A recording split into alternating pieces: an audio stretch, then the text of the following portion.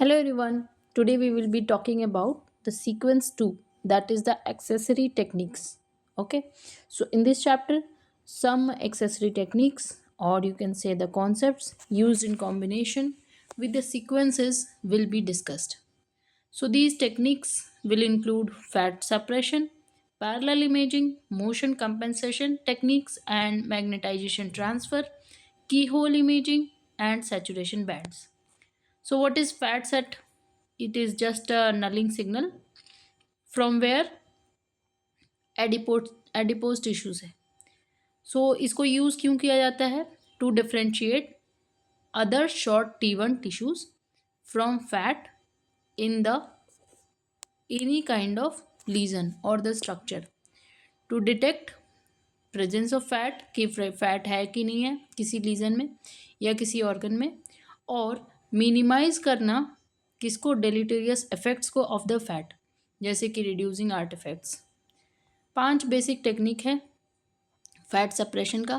पहला frequency selective fat suppression, दूसरा stir, तीसरा आउट फेज इमेजिंग, चौथा डिक्सन मेथड, पांचवा सेलेक्टिव वाटर एक्साइटेशन. सो जो पहला 3 मेथड है वो टेबल 6.1 में कंपेयर किया गया है. फर्स्ट जो इफेक्ट है फ्रीक्वेंसी सेलेक्टिव फैट सप्रेशन, इस मेथड में हम लोग क्या करते हैं, एक फ्रीक्वेंसी सेलेक्टिव RF पल्स लेते हैं सेम रेजोनेंस का as the frequency as lipids is applied. उसको अप्लाई करते हैं स्लाइस सिलेक्शन RF पल्स के ऊपर, और उसके जस्ट बाद होमोजेनिटी स्पॉइलिंग ग्रेडियंट पल्स लगाते हैं ताकि हम डिफेज कर सके लिपिड सिग्नल को.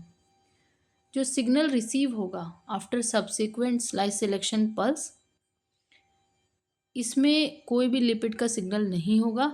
इन जनरल ये जो टेक्निक है इसको हम लोग चेस कहते हैं, केमिकल शिफ्ट सेलेक्टिव, और इसको यूज़ किया जाता है टू सप्रेस या सेलेक्टिवली एक्साइट फैट और वाटर प्रोटॉन्स. एक fat selective chess RF pulse जो है इसको यूज़ किया जा सकता है as a preparation pulse. After a delay, एक डिले के बाद जो है सीक्वेंस चलाया जाता है, और उस सिग्नल में फैट का सिग्नल नहीं होता है. जो वर्जन है इस प्रिपरेशन का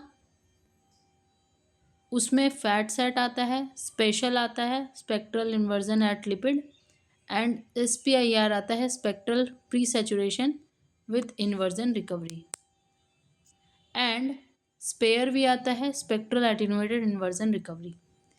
सेकेंड है STIR, short tau inversion recovery. ये प्रिंसिपल है इन्वर्जन रिकवरी का,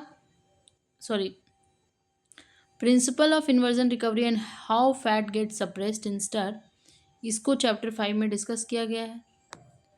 आउट फेज इमेजिंग की बात करें तो जो प्रोटॉन्स होते हैं वाटर इन्वायरमेंट में वो प्रेसेस करते हैं faster than the protons in fat environment.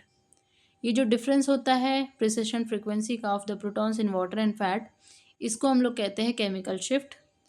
इस डिफरेंशियल प्रिसेशनल फ्रिक्वेंसी के कारण ये इन फेज में होते हैं एट सर्टेन इको टाइम, और कभी कभी ये अपोजिट फेज में हो जाते हैं 180 डिग्री टू ईच अदर हो जाते हैं at certain time TE. 1.5 tesla में water fat protons in phase होते हैं at time of echo 4.545 millisecond, 8.9 millisecond and so on. और कभी ये आउट ऑफ फेज भी होते हैं at TE 2.23 millisecond, 6.69 millisecond and so on. जो इमेजेस एक्वायर होते हैं at in phase time of echo, इनके पास सिग्नल होगा from water and fat protons, और दोनों का एडेड टुगेदर होगा. While images at out of phase, इनके पास सिग्नल होगा from water and fat proton subtracted. Out of phase images में जो फैट होगा कंटेनिंग लीजन्स और स्ट्रक्चर्स, ये डार्क अपीयर करेगा as compare to in phase images. Out of phase imaging जो है उसमें फैट जो है डार्क दिखाई देगा only if it is present in a voxel जिसमें फैट और वाटर दोनों है. वॉक्सेल कंटेनिंग ओनली वाटर या फिर ओनली फैट, ये चेंज नहीं करेगा in signal on in and out of phase imaging, hence subcutaneous fat कभी भी डार्क नहीं होता है on out of phase images. Next है आपका डिक्सन मेथड। तो डिक्सन मेथड हम लोग नेक्स्ट सेशन में बात करेंगे।